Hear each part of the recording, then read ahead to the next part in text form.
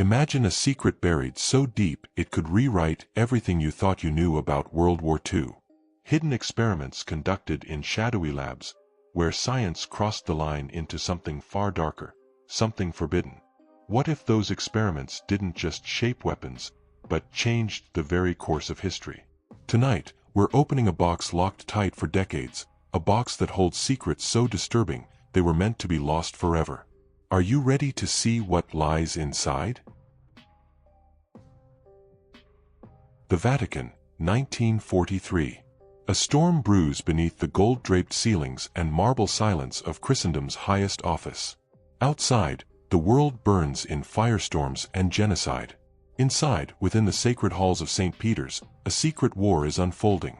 One not of tanks or bombs, but of whispers, codes, and papal seals. Father Anselm Koenig, archivist and assistant to the Vatican's Secretary of State, had always kept his head down.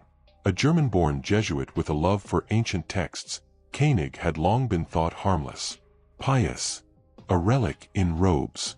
But Anselm Koenig was not what he seemed. He was the shepherd, Nazi Germany's highest-placed asset in the Vatican. Disguised as a scholar of theology and canon law, Koenig used his position to pass on details of Allied diplomatic communications, refugee movements, and resistance activities. The Vatican, neutral and sacrosanct, had become the perfect blind spot. While the Allies relied on its humanitarian channels to protect persecuted minorities, Koenig corrupted those channels to locate dissidents, reroute Jewish escapees into SS hands, and intercept coded transmissions headed for London. He wasn't working alone. The documentary shifts to dramatized footage of Bishop Aurelio Di Martino, an Italian traditionalist cleric with fascist sympathies. A former admirer of Mussolini, Bishop Di Martino had grown disillusioned with what he saw as the Vatican's cowardice in not openly siding with Axis order over Allied decadence. Koenig and Di Martino formed a quiet alliance, manipulating the Pope's limited public statements to minimize criticism of Nazi atrocities while amplifying fears of Soviet godlessness. In one chilling sequence, a hidden microphone inside a confessional booth captures Koenig whispering into a wiretapped grill, "The Holy Father will release nothing condemning the camps. The language must remain vague, humanitarian concern. Never name the Jew." The Pope at the time, Pius XII, remains one of history's most controversial figures. The Church claimed neutrality, critics accused him of silence. But according to documents smuggled out by a Polish monk named Father Ignacy Czerny, Koenig may have directly influenced papal encyclicals. Czerny, arrested in 1944 and later found dead in a Roman alleyway, had discovered redacted drafts of papal statements, one of which contained a fiery denunciation of the Holocaust, mysteriously removed days before publication. The edits bore Koenig's distinctive notation, "too political, not spiritual," risking neutrality. The story intensifies as Allied intelligence finally begins to suspect the Vatican's integrity. In London, the SOE receives a coded tip from a French resistance priest. The shepherd guards the wolf.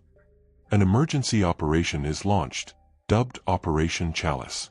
It involves infiltrating Vatican City under the guise of humanitarian aid workers, led by Agent Madeleine Travers, a British Jewish operative with a photographic memory and fluent Latin.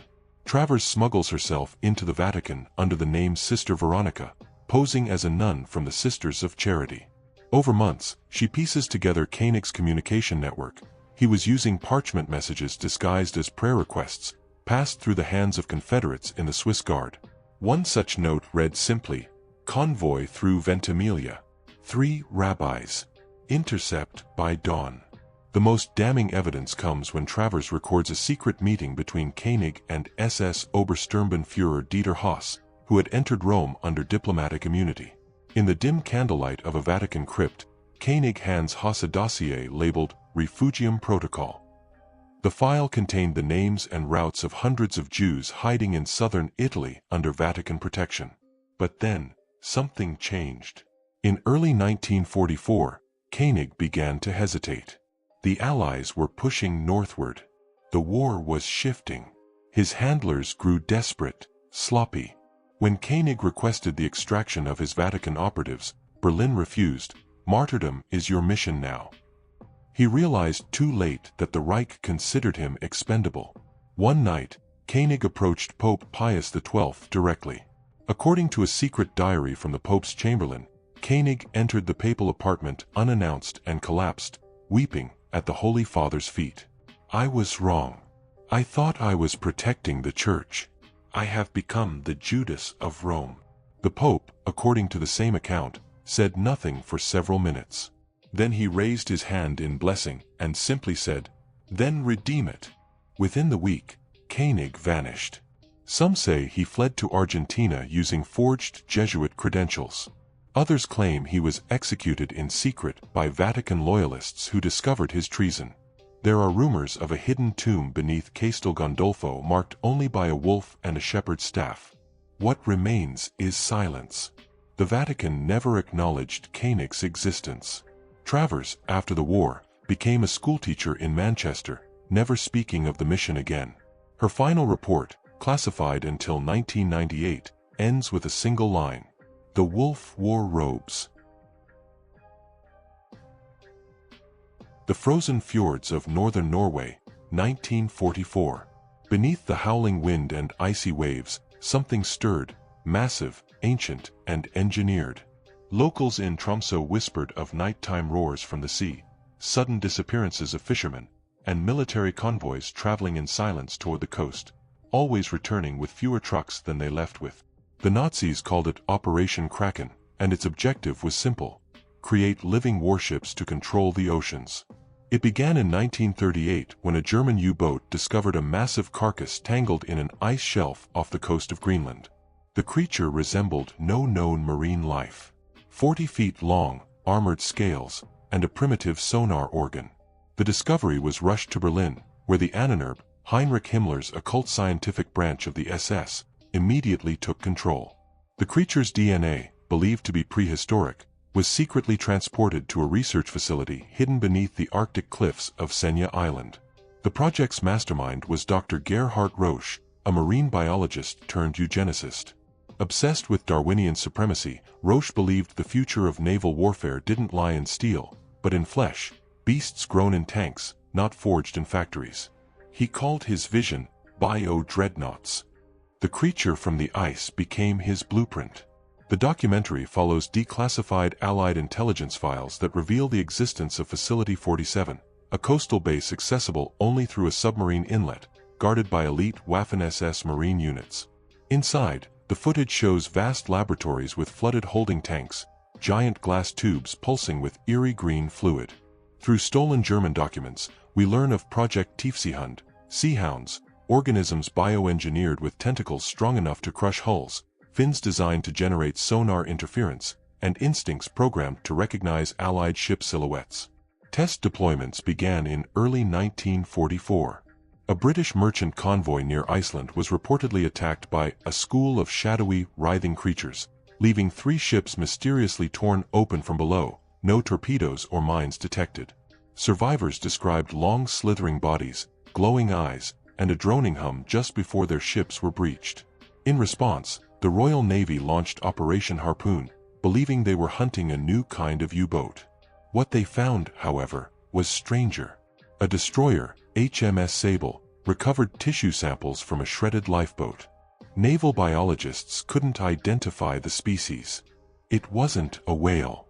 It wasn't a squid. It was something hybrid. Panic set in behind closed doors. Churchill himself reportedly demanded an urgent briefing, scribbling, "Sea dragons?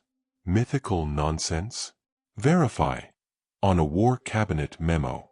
So he dispatched 2 agents to infiltrate Facility 47, Lieutenant James Barlow, a demolitions expert, and Dr. Elise Frank, a German-born marine biologist working with the Allies. Disguised as Wehrmacht scientists, they gained access through forged credentials and began documenting the extent of Roche's work. What they found was more horrifying than expected.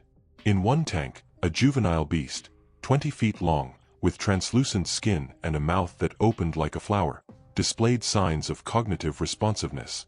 It reacted to musical tones and color signals. The Nazis were training them, not just breeding them.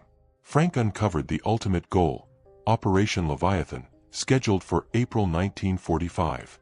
The plan involved releasing 4 fully mature sea beasts into the North Atlantic shipping lanes to cripple the Allied supply chain during the invasion of mainland Europe. Each creature had been equipped with remote neural stimulators, primitive biocircuitry implanted in the brainstem to guide them using sonar pulses. But things were going wrong. One internal report, uncovered by Barlow, detailed an escape attempt. A mature specimen, designated KR-4, broke free during a feeding exercise. It killed 12 handlers and breached the inner harbor. German U-boat U-892 was deployed to destroy it but was sunk in the process. Roche insisted it was a minor setback. The SS began to suspect otherwise. In their final days inside the facility, Frank and Barlow discovered Roche's true obsession, a fossilized egg chamber found near the initial creature site. Roche believed the ice beast had been pregnant, and that within the Arctic shelf lay an entire nest of prehistoric leviathans. Operation Kraken was not about creating monsters, it was about waking them up. Before exfiltration, Barlow planted charges throughout Facility 47, timing them to detonate at midnight. But as they made their escape by stolen submarine, the base began to shake, not from explosives, but from something beneath the sea floor. One final entry in Frank's recovered field journal reads, "We saw it rise, a shape so vast it blotted the moonlight. Roche didn't build them, he found them, and now they remember us." Facility 47 was destroyed. No survivors. No physical evidence remained, at least, none publicly disclosed. But in 1977, Soviet sonar picked up anomalous readings off the same coast. Disturbances miles long, with moving patterns unlike any known school of fish or whale pod. A Russian fishing trawler, the Belinskia, vanished that winter. The last radio transmission before silence. Huge. Eyes glowing. The water is alive. Modern scientists dismiss the stories. Genetic manipulation at that level, they argue, was impossible in the 1940s. But skeptics point to the strange sonar blackouts that still occur near Senja Island. Unexplained shipwrecks. Satellite images redacted by NATO. And an anonymous source within the Norwegian Coast Guard once whispered into a hot mic during a weather report. "They're not gone. Just waiting." In the golden dust of the New Mexico desert, under the shadow of a dormant volcano, the most brilliant minds of the 20th century gathered to create the deadliest weapon ever devised. But while America built the bomb, Stalin built the backdoor. The story of the Manhattan Project is well known, a race against time, secrecy guarded by barbed wire and codewords, and the birth of the atomic age. But buried beneath the official history is a tale of deception so deep, it suggests the Soviets didn't just infiltrate the project, they influenced it from the beginning. In 1942, as General Leslie Groves tightened security around Los Alamos, a man arrived in San Francisco under the name Lev Orlov, posing as a Russian refugee fleeing Stalin's purges. In truth, Orlov was a deep-cover NKVD operative, trained in psychological manipulation, languages, and scientific protocol. But Orlov didn't steal blueprints. He planted an idea. Through a complex web of sympathizers, Orlov established contact with select members of the American scientific community. Pacifists, progressives, and those deeply disturbed by the notion of unleashing a weapon of unimaginable destruction. One such man was Dr. Harold Wexler, a theoretical physicist with ties to the American Communist Party. Wexler wasn't a traitor by conviction. He was a man haunted by nightmares of incinerated cities and children's shadows burned into concrete. Orlov fed him a story that Stalin feared a Nazi atomic bomb and needed reassurance the Americans would succeed before Berlin did. It wasn't for the Soviets, it was for humanity. "You're not helping the USSR," he said. "You're helping end the war faster." Wexler believed him. Through Wexler, Orlov seeded misinformation, shaped technical conversations, and influenced theoretical outcomes. Soviet records uncovered in the 1990s suggested that Orlov's network successfully steered the project toward specific isotopic choices that would make duplication easier, not harder, for Soviet scientists. It wasn't just espionage. It was engineering espionage-friendly science. The documentary retraces a key moment in 1944, when physicist Klaus Fuchs, later exposed as a spy, made a seemingly innocent suggestion about bomb implosion symmetry during a chalkboard discussion. What no one knew then was that the very same equation had been whispered to Orlov's courier 2 weeks earlier in Mexico City, by a Russian nuclear theorist supposedly working on agricultural chemistry. But the deeper betrayal came not from individuals, but from the very assumptions underpinning the project. Uncovered KGB memos from 1949 indicate that Stalin had foreknowledge of Hiroshima's exact target 3 weeks before the bomb was dropped. How? A now declassified OSS report cites an intercepted phone call from a journalist's wife to a Soviet diplomat in New York, saying, "He says the final test was successful. They're sending it to Japan. Big city, starts with H." At the time, few Americans outside military circles even knew of Hiroshima. Some historians believe Orlov orchestrated this by subtly planting the term Hiroshima into conversations with Los Alamos staff who had family in the press. It was a test to see if the information could move discreetly and still reach Moscow. It did. As the war ended and the Cold War began, Orlov vanished. Some believe he was recalled to Moscow, others think he assumed a new identity within the United Nations founding scientific committees. But his influence remained. When the Soviets tested their first atomic bomb in 1949, it wasn't a crude imitation, it was an exact replica of the Fat Man bomb dropped on Nagasaki. General Groves was stunned. "They must have had blueprints," he said. But the truth may be even darker. According to a 1961 defector, the Soviets didn't need to steal the blueprints. They helped write them. Wexler, racked with guilt, retired from physics and disappeared from public life.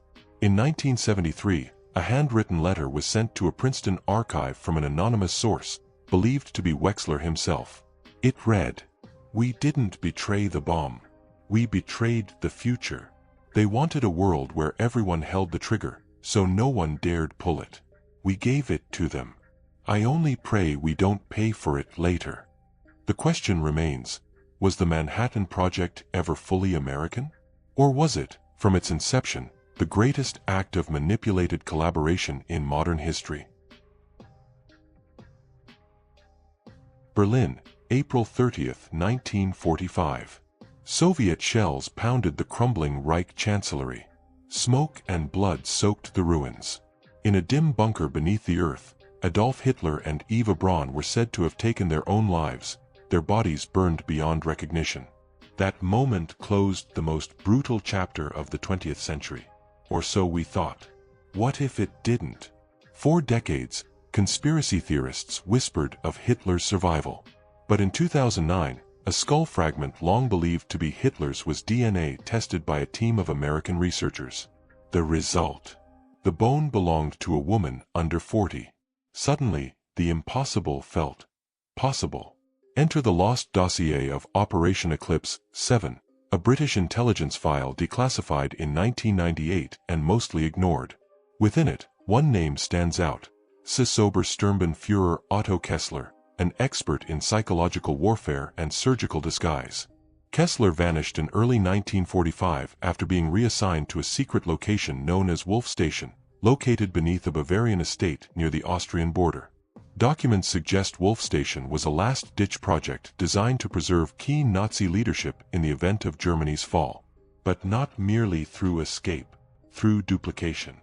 One eerie photograph from the file shows a man known as August Weber, a former stage actor with an uncanny resemblance to Hitler. Weber was arrested in 1939 during the SS purge of homosexual artists.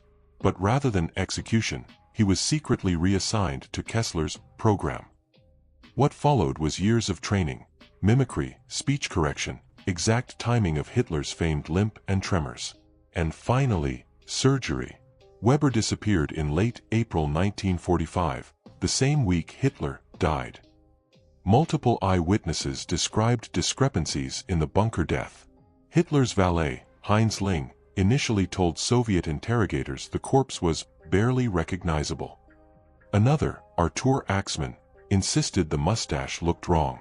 Both men would change their testimonies repeatedly in later years. Then, the 1946 telegram. Sent from Argentina's southern coast to a contact in Rome, it read, "The package was received safely. The eagle has migrated. Shadow remains in Berlin." The telegram was signed only with a swastika. The story pivots to Bariloche, Argentina, a region where numerous Nazi officials fled and lived openly for years. In 1952, a German-speaking man with a facial scar and bodyguards arrived under the alias Dr. Wilhelm Herzig. Herzig purchased a private island, held monthly gatherings with ex-SS officers, and was rumored to have had a hidden surgery room in his basement. No known photos exist. Locals simply called him El Viejo, the old man. A journalist named Lucia Fernandez, investigating Nazi immigration routes in 1973, found an elderly doctor in Córdoba who claimed to have performed facial surgery on a patient who insisted on his own mustache being reconstructed exactly, down to the millimeter. The doctor died mysteriously days after their meeting. Fernandez's files vanished. But the most shocking revelation came in 1991. A former Mossad agent published a memoir claiming that in 1960, shortly after the capture of Adolf Eichmann in Buenos Aires, his unit had traced a high-value target to a rural Argentine compound. A raid was authorized but cancelled at the last moment due to diplomatic compromise. The implication: they believed they had found Hitler, but chose to leave him. Historians balk. The evidence is circumstantial, scattered, speculative. But what gives pause is a peculiar note in a CIA document dated 1955. No credible verification of Hitler's death has ever been independently confirmed by Western powers. The Soviets maintain control of all known remains. Could Hitler have escaped? With body doubles, surgical alteration, and a world in chaos, it was not impossible. And if he did, he would have carried no power, no Reich, no army. Only the burden of survival and the weight of 1,000 ghosts. If true, the final days of the war were not a climax, but a curtain call.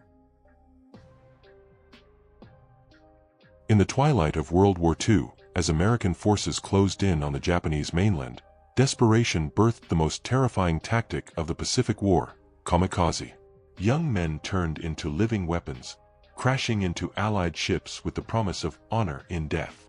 But hidden deep within the war's smoke and steel is a forgotten chapter, one that suggests not all of those pilots perished. Some, it is said, returned. Changed. It began in early 1945 with the formation of Unit 731K, a top-secret subdivision of Japan's infamous Unit 731, the biological warfare program run by General Shiro Ishii. Unlike its Manchurian counterpart, 731K operated from a remote island chain known as the Tokara Islands, far from Allied eyes.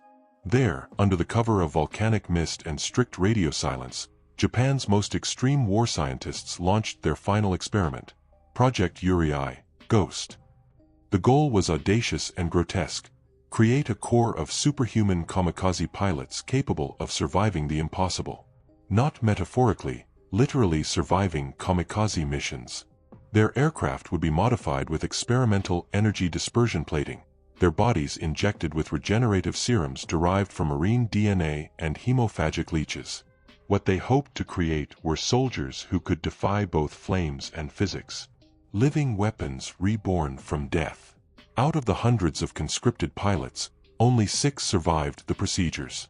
Known internally as the Shindatai, the dead squadron, they exhibited strange side effects: drastically lowered body temperatures, insensitivity to pain, and loss of normal aging functions. Their skin paled, their pulses slowed. Medically, they were still alive. Spiritually, their commanders were not so sure. Eyewitness reports from U.S. sailors in the Philippine Sea described a strange group of kamikaze attacks in June 1945. Unlike typical crash strikes, these involved planes that deliberately pulled away at the last second, only to return minutes later from another angle. One aircraft was hit directly by anti-aircraft fire, engulfed in flames, then emerged again from the smoke, still flying. "It was like they couldn't die," said Petty Officer James Varney of the USS Radford. "We hit him, but they came back, holes in their wings and fire on their tails." When the war ended in August 1945, Unit 731K was abandoned. No records remained. The 6 pilots were presumed dead, either lost in final suicide runs or killed when the Americans bombed the islands. That would have been the end, if not for what happened in 1953. A CIA field operative stationed in Okinawa intercepted a radio signal, an old Imperial Japanese military frequency. The message repeated over and over. Takanomi wa mada maitairu, the hawk's eye still watches. A search party was sent to the Tokara Islands. What they found were wrecked bunkers, rusted planes, and evidence of recent human activity. One cave held oxygen tanks, faded military manuals, and a scratched phrase in the wall. "We never landed." Throughout the 1960s and 70s, local fishermen off the southern Japanese coast reported strange aerial sightings. Old World War II planes, flying low in tight formation, silent and unresponsive to signals. One man described seeing a pilot in an open cockpit with skin as white as rice paper and eyes that didn't blink. These stories were dismissed as hallucinations or drunken tales, until 1981, when an American satellite captured anomalous radar signatures over the exact same region, mimicking patterns of 1940s Zero squadrons. No known aircraft matched their profile. A decade later, a Japanese professor, Dr. Hajime Asakura, specializing in war history and myth, conducted interviews with elderly villagers near the Tokara coast. One woman claimed she saw the ghost squadron land on the beach in 1947. "They were silent, their eyes black," she said. "They knelt before the shrine, then vanished into the cliffs." She died 3 days after the interview, stroke, doctors said. But her final words were chilling. "They do not belong to this world anymore." In 2002, amateur divers exploring an underwater cavern near Nakanoshima Island found what appeared to be 2 intact Zero fighters, perfectly preserved beneath the waves, with no visible crash damage. Inside one cockpit was a pilot's skeleton, fully clothed, hands still gripping the controls. But forensic analysis revealed something impossible. The bones showed signs of regrowth after trauma, and the teeth had regenerated enamel, a trait not seen in adult humans. The discovery was hushed. The cavern was sealed by the Japanese Maritime Self-Defense Force, citing ecological preservation. Some believe the dead squadron still exists, eternally flying, sustained by whatever dark science once ran through their veins. Others suggest they've become something else entirely. Shinrei no Senshi, ghost soldiers bound by duty and haunted by an unfinished war. Modern military satellites occasionally pick up unexplained radar anomalies near the old training routes of Imperial Japan. The signals are always brief, always in formation, always vanish without a trace. Perhaps they are echoes. Or perhaps they are still flying, searching for a war that ended, but not for them. What we've uncovered tonight is only the surface, a shadow lurking beneath history's official pages. These secrets, buried by time and silence, still whisper warnings we dare not ignore. The danger isn't over, it's folded into the very fabric of our past, waiting to resurface. Remember, some doors are meant to stay closed, and some truths remain locked away, for our own safety. But now that the box is open, there's no turning back.